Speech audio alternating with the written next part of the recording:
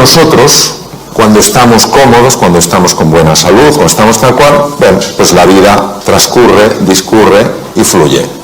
Pero llega un momento en el que aparece algo que perturba nuestra vida, una tormenta. Puede ser de salud, puede ser un desengaño, puede ser una pérdida económica, puede ser mil cosas. Aparece una tormenta en nuestra vida. Y aquí entra un patrón reactivo típico del ser humano.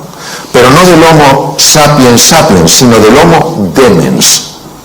De eso que decía el príncipe Gautama Siddhartha, Sakyamuni Buda, que teníamos perturbado. De eso que hablaba Lao Tzu, que no funcionaba bien en la mente. ¿Qué ocurre? Pues que emprendemos un proceso de enfrentamiento a eso que nos pasa. Nos enfadamos, nos ponemos de los nervios, empezamos a encogernos, a empequeñecernos, notamos como el estómago se hace un nudo, nos duele la cabeza, mil cosas. Esto es lo que el profesor Hans Selye, de origen húngaro, llamaba la fase de resistencia. Es decir, o te irritas, eres un desgraciado por lo que me has hecho, es que o huyes o te haces chiquitín, te quedas bloqueado. Y el profesor Hans Selye decía que esto, con el tiempo, te podía llegar a hacer enfermar. Para que os hagáis una idea de la intuición y finura científica del profesor Selye, hoy la Universidad de Harvard, que es la pionera en el mundo en estos estudios, pionera y la que más experiencia tiene en el mundo, ha demostrado que entre el 60 y el 90%, fijaros la cifra, 60-90% de las consultas a médicos generales en el mundo occidentalizado tienen que ver con estar viviendo aquí. Curioso que en 6 años de carrera, la carrera la hice en España, aunque luego la convalidación la hice en Estados Unidos, los 6 años de carrera nadie me dijo que la tensión emocional podía generar enfermedad. 60-90%. Y en base a este tema, otro de los grandes científicos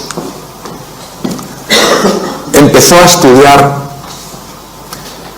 qué ocurría en el cerebro. Entonces, 3 estructuras, olvidar el cerebelo, que es el que está atrás, 3 estructuras que son muy importantes. La primera es la corteza prefrontal. La corteza prefrontal es la que nos permite ser eficientes en la vida. Cuando tú eres fino tomando decisiones, cuando estás entendiendo las cosas con profundidad, cuando aprendes cosas nuevas, casi, no con todo el esfuerzo que normalmente algo nuevo lleva, sino que notas que vas fluyendo, es que la corteza prefrontal funciona excepcionalmente bien. Pero la corteza prefrontal está afectada fundamentalmente por esta estructura llamada amígdala, que nada tiene que ver con estas, que es un núcleo, o es un grupo de núcleos en el lóbulo temporal, está a la altura de las orejas, de tal manera que cuando la amígdala se activa, que es nuestro detector de peligro, acordaros, estoy plácidamente, pum pum, aparece la tormenta, cuando yo la tormenta la vivo como una amenaza y me resisto a ella, luchando, yéndome para atrás o haciéndome pequeñito, cuando la amígdala se activa de esa manera, bloquea la corteza prefrontal de tal manera que ni me entero de lo que tengo que hacer, ni puedo encontrar nuevos caminos para hacer frente al desafío, ni puedo aprender cosas nuevas. En el mundo VUCA, volátil, incierto, complejo y ambiguo actual, en el que todos estamos, y que muchas personas están viviendo como una amenaza, es normal que haya caído la productividad, haya caído la creatividad y se estén dañando las relaciones interpersonales. ¿Qué se hace desde la medicina? Ansiolíticos y antidepresivos para neutralizar la amígdala. No digo que en algunos casos no estén indicados, pero ¿y si hubiera un sistema más natural para neutralizar la amígdala? Y luego otra estructura aquí que tiene forma de cavitomar, que se llama hipocampo, y el hipocampo es uno de los grandes reguladores de la amígdala. Si el hipocampo baja de tamaño, la amígdala es más activa, es decir, nuestro detector de peligro salta antes. Por ejemplo, ¿qué tal estás? ¿Por qué? ¿Entendéis? Ha saltado demasiado. Probablemente porque el hipocampo está pequeño. Os voy a dar dos cosas importantes. El hipocampo aumenta de tamaño con el mindfulness. Esto lo ha demostrado la doctora Lazar, que trabaja también en Harvard, en el Hospital General de Massachusetts. El hipocampo aumenta de tamaño con el mindfulness y también con el ejercicio físico. Las personas que hacen ejercicio físico normalmente toleran mucho mejor ciertos embates de la vida, notan que están más tranquilos. ¿Por qué? Porque su amígdala está más controlada por el hipocampo. Cuando una persona está súper tensa, súper estresada y no encuentra sus espacios de calma, esos espacios de silencio, baja el tamaño físico del hipocampo porque mueren neuronas y la amígdala se enloquece, entonces se vuelve una persona más reactiva.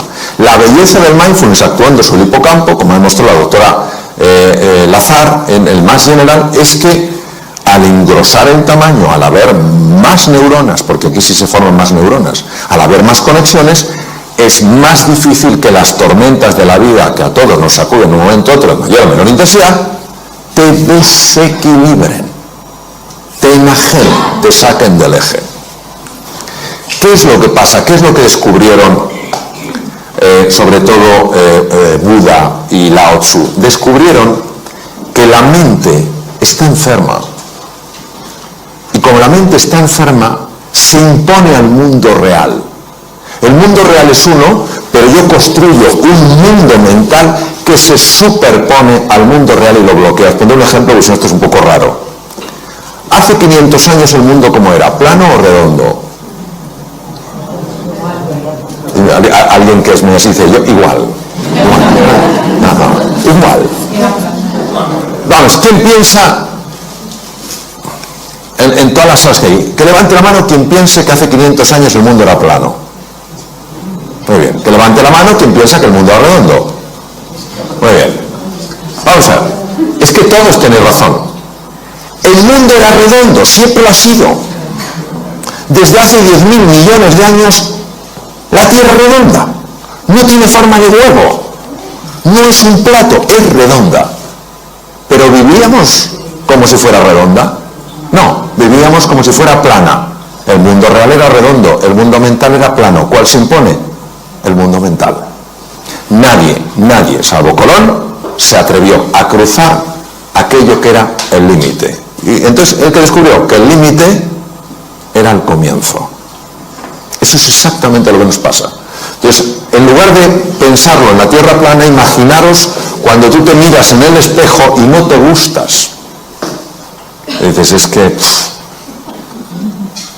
estás viendo Tierra plana. Lo siento, tú eres mucho más que lo que ves. O cuando ves damas a tu marido, y dices, vaya tripa. Estás viendo Tierra plana. Tu marido es mucho más que eso. O cuando ves a tu mujer y dices, que llevo ya tanto tiempo con ella, está viendo Tierra plana. Hay algo mucho más profundo. O cuando miras al mundo, es que todo es lo mismo, Tierra plana, hay un mundo redondo. La ventaja del mindfulness es que te ayuda a ver lo que no estás viendo. Por eso la definición de sati es estar en el presente para ver las cosas como de verdad son. ¿Cómo son de verdad? Redondas, no planas. Bien. Este es otro de mis maestros, Judson Brewer, que además toca maravillosamente el violín, y ha descubierto una cosa fascinante. Ha descubierto que tenemos un sistema que nos tiene atontados a todos. Estamos dormidos sin darnos cuenta, y todos conocemos el sistema. El sistema se llama DFN, Default Mode Network, y es el que hace que tú puedas conducir sin saber que estás conduciendo. Esto lo conocemos todos, ¿no? Y dices, ¿sea posible? O sea, estoy pensando en 1000 cosas y sin embargo, como que el coche va solo, ¿sí? Pues que sepamos que esto aumenta significativamente la posibilidad de tener un accidente. Significativamente. ¿Por qué? Porque ¿dónde no estás? En el presente. ¿Dónde estás?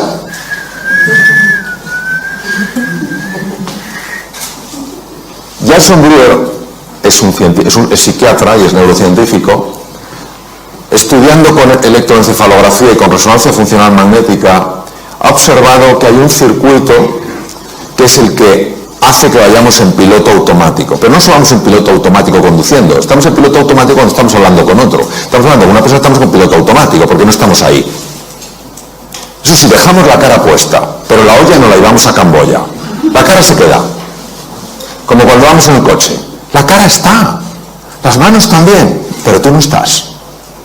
Y él se ha dado cuenta que con la práctica del mindfulness es espectacular su trabajo.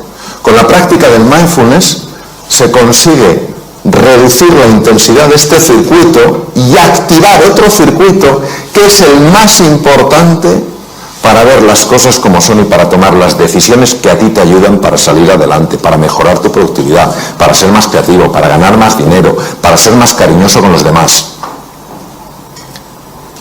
Es sorprendente porque hace 2500 años estos científicos de la mente lo intuyeron. Hoy la ciencia lo muestra. Es lo único que hace, no lo descubre, lo muestra. Desvela lo que estaba velado. ¿Qué pasa con el mindfulness?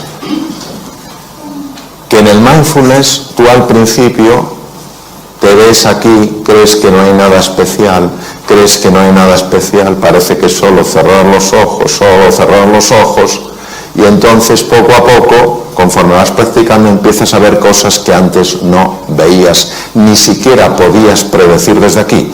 Por eso, cuando una persona, le comentaste a Santiago, dice, yo lo que quiero es mejorar mi salud, yo lo que quiero tal cual, está generando una tensión que impide que veas esto.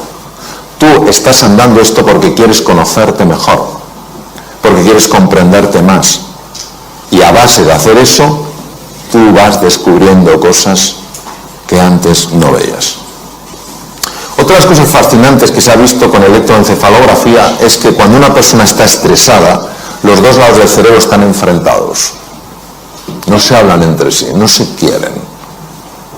El lado izquierdo, lo comentabas tú, Santiago, el hemisferio izquierdo es un hemisferio de la conciencia ordinaria, es el que te permite estructurar, hacer categorías, utilizar el lenguaje, es el que te permite manejar el tiempo mental, pasado, presente y futuro.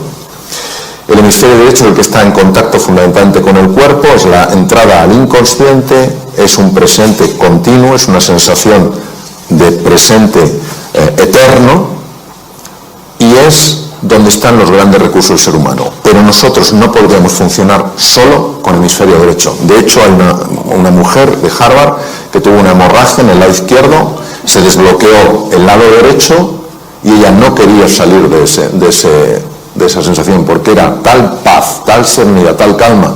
Pero finalmente pidió ayuda como pudo porque ya estaba perdiendo la capacidad de poder ver los números porque depende del hemisferio izquierdo. Tardó 8 años en recuperarse, aquella fue una rotura, una malformación arteriovenosa del hemisferio izquierdo. Escribió un libro conmovedor sobre su experiencia increíble, habiendo vivido algo sorprendente. Sin embargo, lo que hemos visto con el mindfulness es que lo que hace no es bloquear el lado izquierdo, sí es verdad que activa especialmente el hemisferio derecho, sobre todo los lóbulos frontales, pero lo que hemos visto es que favorece el diálogo. Cuando una persona está muy tensa, fundamentalmente son ondas muy rápidas, son ondas beta, sobre todo el alto beta, que son ondas de más de 30 hercios, es cuando una persona está, pues eso, en situación de alarma, tal cual. Conforme tú vas sosegándote, cuando vas tranquilizándote, las ondas se van enlenteciendo, se van convirtiendo en ondas alfa mucho más propias del hemisferio derecho, que empiezan también a envolver al hemisferio izquierdo. Se consigue pasar a un patrón, ondas teta, donde la creatividad se dispara, los fenómenos de sanación del cuerpo son mucho más intensos, tanto a nivel físico como mental. De hecho, se utiliza para sanar heridas de personas que algo les ocurrió en la infancia y que no saben lo que es, porque algo en nuestro interior tiene la capacidad de sanar, ya lo decía Hipócrates hace 2500 años, y al ritmo delta es un ritmo muy difícil de conseguir sin quedarte dormido, porque solo muy pocas personas lo hacen. Y los monjes muy entrenados, como mi querido amigo y maestro Mathieu Ricard, consiguen algo que se llama gamma, que muy poca gente en el mundo lo puede hacer, que es un tipo de onda que no se conocía que se pudiera producir. Y son personas que están absolutamente en el presente y absolutamente en calma. Y son personas que transmiten algo brutal. Bien, no voy a contar el concepto ontológico que hablabas. Ontología es la ciencia del ser, que es una parte de la metafísica. La metafísica se divide en ontología y teodicea. Entonces, sí voy a hablar de qué hacen los pensamientos. Los pensamientos son como olas en el mar. Llega un momento en que pueden ser tremendamente perturbadores. ¿Qué es lo que hace el mindfulness? El mindfulness lo que hace es te convierte en un submarinista. Es decir, si tú estás aquí, te están los pensamientos y van como una ola. Cuando nos hemos bañado en aguas un poquito agitada, sabéis que es que no tienes nada que hacer, la ola te iba para ahí, te iba para allá, etc. Pues igual los pensamientos, empiezas a angustiarte por el futuro, empiezas a lamentarte por el pasado, y te van para acá, para allá. Entonces, lo que hace el mindfulness es, no luches con los pensamientos, pero fijaros, eso cuando dicen, no, es que el mindfulness lo que hace es que la mente no produce pensamientos, ¡qué tontería! La mente dualista sigue produciendo olas y tú no te enfrentas a la ola. No, yo no tendría que tener este pensamiento, No, tú lo que haces es, te metes bajo el agua. ¿Qué hacemos cuando estamos en la playa, cuando estamos nadando y viene una cojola?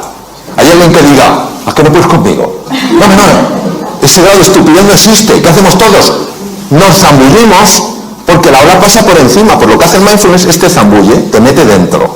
Entonces observar que cuando estás un poquito más abajo y miras hacia arriba, claro que ves los pensamientos, claro que ves las olas, pero ya no te arrastran. Ya estás en estado de meditación, ya estás en estado de profundización. Y por eso, como el mundo mental genera tanta distorsión, al estar aquí, empiezas a notar una recuperación, una revitalización que no se puede experimentar arriba. Conforme tú vas entrando, va cambiando el patrón de ondas alfa, ondas teta, ondas delta. Llega un momento en el que empiezas a tocar, y lo digo por experiencia, el fondo del mar.